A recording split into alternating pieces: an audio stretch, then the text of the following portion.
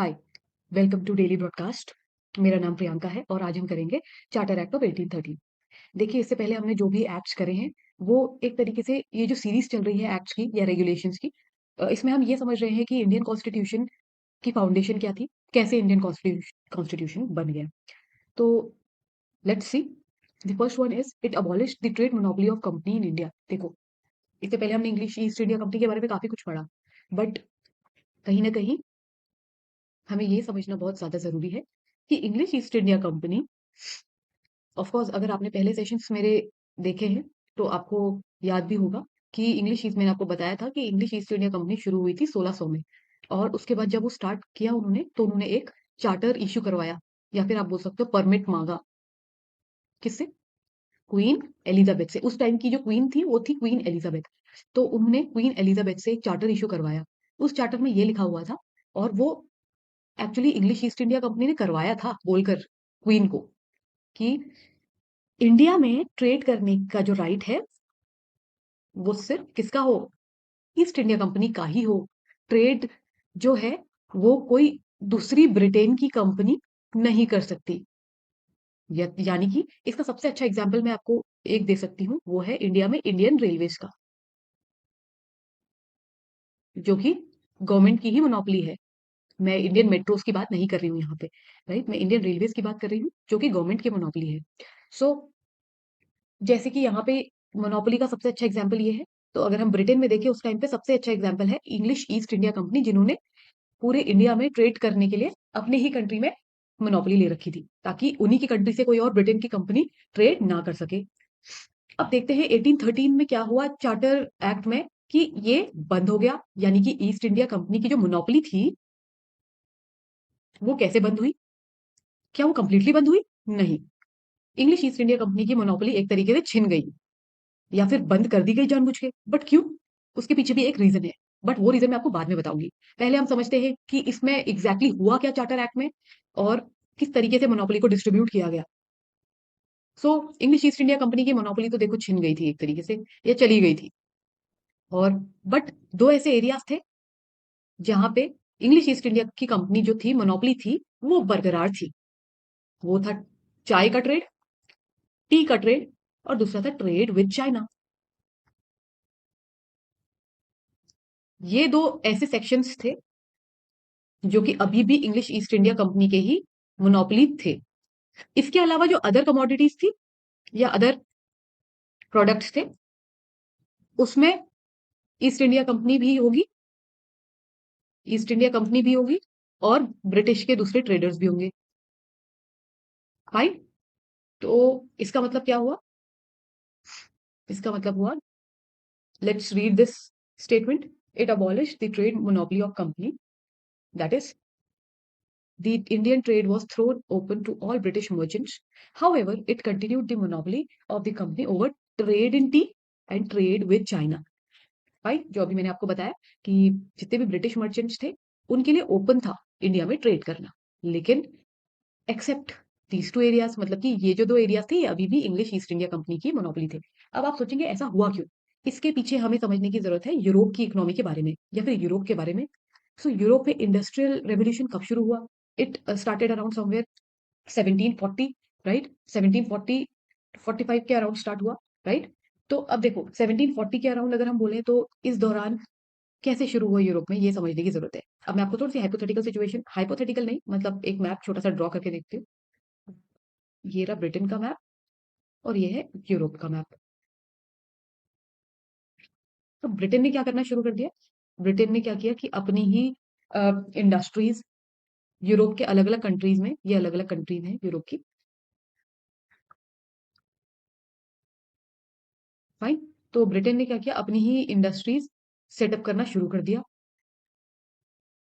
अलग अलग कंट्रीज में।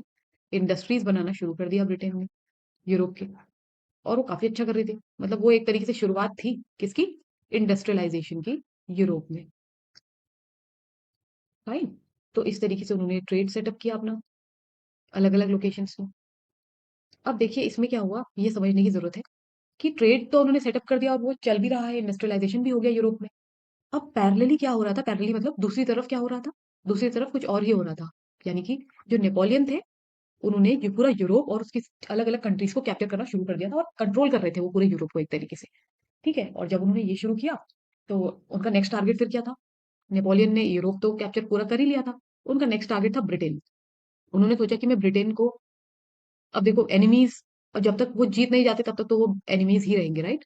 तो अगर हमेशा ऐसा नहीं होता कि वेपन से ही वॉर लड़ी जाती है, कभी-कभी क्या होता है कि इकोनॉमिकली किसी को वीक किया जाता है। इकोनॉमिकली मतलब कि उनको जो उनके इकोनॉमिक सिस्टम है उसको क्रैश कर दे, ताकि ताकि वो उनका रेवेन्यू सिस्टम बंद हो जाए, रेवेन्यू सिस्टम जहाँ से पैसा आता है वो बंद हो जाए, और मनी का अगर सोर्स बंद हो गया तो इकोनॉमी अपने आप ही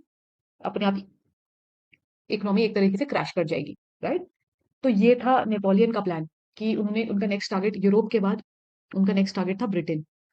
लेकिन उन्होंने ब्रिटेन को ऐसे वॉर नहीं करी, राइट? वॉर से नहीं उनको हराना चाहा, बल्कि उन्होंने क्या किया? उन्होंने इकोनॉमिकली उसको वीक करना चाहा। तो उन्होंने क्या किया? I just erase this. तो नेपोलियन ने क्या किया कि एक ऑर्डर इश्यू किया। नेपोलियन ने एक ऑर्डर इश्यू किया। इस ऑर्डर में मेंशन था कि अब जो ब्रिटेन की कंपनीज हैं या ब्रिटिश ब्रिटिश जो ट्रेडर्स हैं या फिर इंडस्ट्रीज हैं, वो यूरोप में नहीं आएंगी और नहीं सेटअप होंगी। मतलब कि ब्रिटिशर्स को बैन कर दिया एक तरीके से यूरोप में। फाइन। तो ये ब्रिटेन की गवर्नमेंट के लिए सबसे बड़ा झटका था। फाइन, ये सबसे बड़ा झटका था उनके लिए, क्योंकि उनकी आधी से ज्यादा इकोनॉमी यूरोप पे बेस्ड थी। ब्रिटिश ब्रिटिश ट्रेडर्स जो थे, वो सारा अपना अच्छा खासा उनका प्रॉफिट अर्न कर रहे थे, रेवेन्यू अर्न कर रहे थे। कहाँ से? यूरोपियन कंट्रीज से।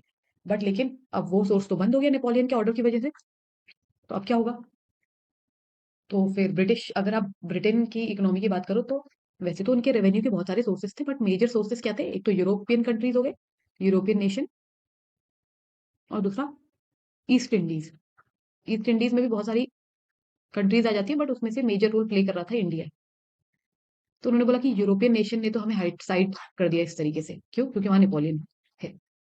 भाई, अब वहां से रेवेन्यू आना बंद हो गया, और जब वहां से रेवेन्यू आना बंद हो गया, तो अब कौन सा रास्ता बचा जहां से हमें अच्छा रेवेन्यू मिलता है? वो है इंडिया।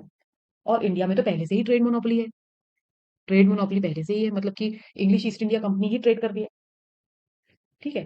तो ब्रिटेन की जो गवर्नमेंट है, उन्होंने ये सोचा कि क्यों ना हम एक काम करें, सिर्फ इंग्लिश ईस्ट इंडिया कंपनी को ही क्यों हमने ट्रेड करने दिया है, और जो दूसरे ब्रिटेन के ब्रिटिश मर्चेंट्स हैं, उनको भी मौका देते हैं, वो भी कुछ रेवेन्यू कमा के लेकर आएंगे। ठीक है, इंग्लिश ईस्ट इंडिया कंपनी का तो रेवेन्यू होगा ही होगा, इनका भी रेवेन्यू होगा। अब आप सोचोगे ये इन्होंने ऐसा क्यों किया? इन्होंने, अगेन मैं दोहरा रही हूँ इस बात को, कि इन्होंने ऐसा इसलिए किया बिकॉज इनकी जो अर्निंग थी यूरोप की तरफ से वो बंद हो गई थी। ठीक।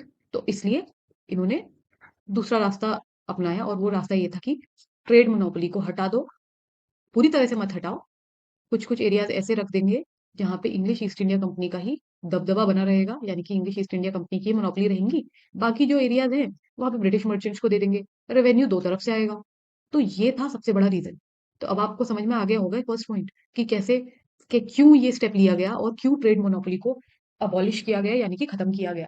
राइट। तो ये तो था सबसे इंपॉर्टेंट पॉइंट चार्टर एक्ट 1813 का। राइट। सो अब जो नेक्स्ट है, हमारा जो नेक्स्ट पॉइंट है वो ये है कि अब देखो, इससे जो पहला वाला पॉइंट था, उससे बहुत सारे, वैसे तो बहुत सारी चीजें हुई इसके बाद, क्योंकि जब ब्रिटिश के ट्रेडर्स आए इंडियन मार्केट्स में, ब्रिटेन के ट्रेडर्स आए, इंग्लिश ईस्ट इंडिया कंपनी पहले से ही थी, और इंडियन ट्रेडर्स भी थे।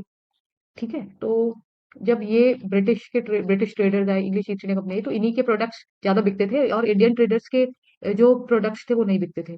तो इसलिए इंडियन ट्रेडर्स को बहुत ज्यादा नुकसान होने लगा। ठीक है। तो इससे इंडियन इकोनॉमी में भी कहीं ना कहीं थोड़ा सा डिस्टर्बेंस हुआ इस स्टेप को लेने में, या फिर इसको, ट्रेड मोनोपोली को अबॉलिश करने में। ठीक है। तो ये है। बाकी इसके अलावा अब हम देखते हैं कि जो नेक्स्ट हमारा पॉइंट है वो क्या है। वो है हमारा कि देखो, ब्रिटिश क्राउन जो है, वो कंपनी के टेरिटरीज इंडिया में, देखो पहले उन्होंने कहीं ना कहीं ऐसे ही, मतलब जैसे हम मेंशन कर देते ना, वर्बली मेंशन कर देते कि ये एरिया तो मेरा है।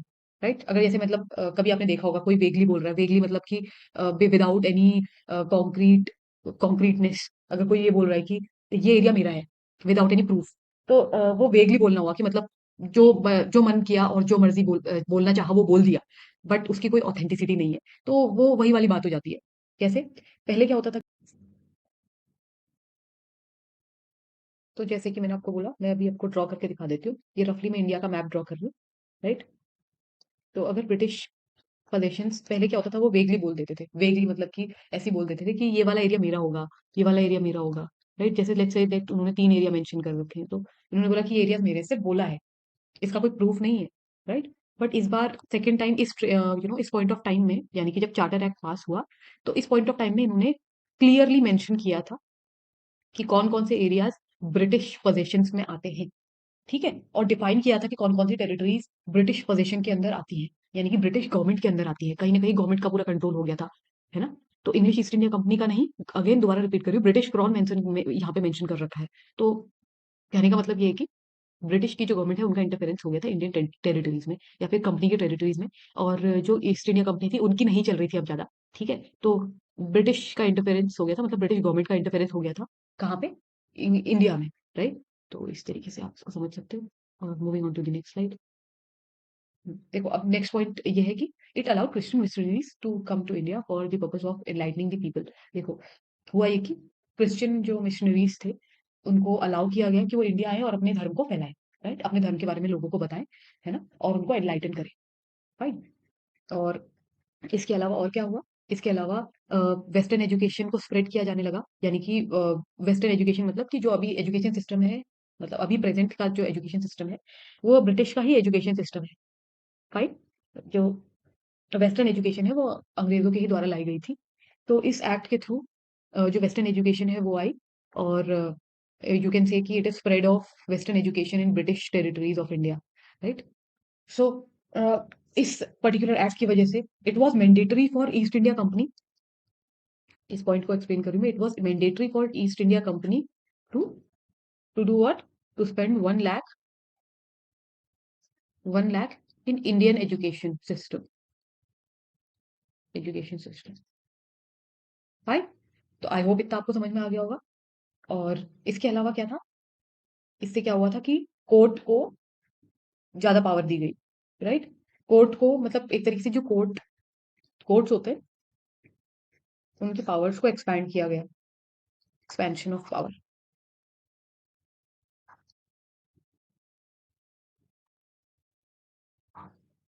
फाइन, अब ये क्या हुआ? इसमें पहले क्या होता था कि जो इंडियन सिस्टम के जो कॉन्विक्ट्स हैं, इंडियन सिस्टम के ही कॉन्विक्ट्स आते थे इसमें पहले, बट अब क्या होने लग गया? ये थोड़ा सा इसको वाइड कर दिया इन्होंने, इसमें यूरोपियन सिस्टम के भी जो यूरोपियन कॉन्विक्ट्स हैं उनको भी इसमें इंक्लूड किया जाने लग गया, ठीक है? तो ये बदलाव हुआ कोर्ट्स में, जो यहाँ पे मेंशन अभी अभी इसमें नहीं कर रखा है, तो डोंट गेट कंफ्यूज्ड। और उसके बाद दूसरा फिफ्थ पॉइंट जो है, it authorise the local government in India to impose taxes on person. देखो, पहले क्या था कि ऐसा पनिशमेंट ऐसी कुछ नहीं दी जाती थी, ऑफ कोर्स पनिश किया जाता था, वो मुगल्स के थ्रू किया जाता था, वो सिस्टम अलग था। बट अभी का सिनेरियो बिल्कुल अलग है, क्योंकि कहीं ना कहीं अंग्रेजों ने टेक ओवर कर लिया है इंग्लिश ईस्ट इंडिया कंपनी को, तो कम्प्लीटली उन्हीं का कंट्रोल है, राइट? सो पनिश किया जाने लग गया लोगों को टैक्स नहीं पे करने के लिए, ठीक है? और ये लोकल गवर्नमेंट के ही अथॉरिटी के अंदर होता था, ठीक है? तो ये सब चार्टर एक्ट ऑफ 1813 के स्पेसिफिकेशंस हैं। और आई होप आपको ये समझ में आया होगा, और आपको ये भी समझ में आया होगा कि इसका मेन जो पॉइंट था वो यही था, राइट? और सब भी इंपॉर्टेंट प्रोविजंस हैं, बट ये इंपॉर्टेंट प्रोविजन है बहुत बड़ा, और इसके पीछे क्या हिस्ट्री है वो मैंने आपको बता दिया आज, ठीक है? So I hope you have like this lecture, and see you in the next session.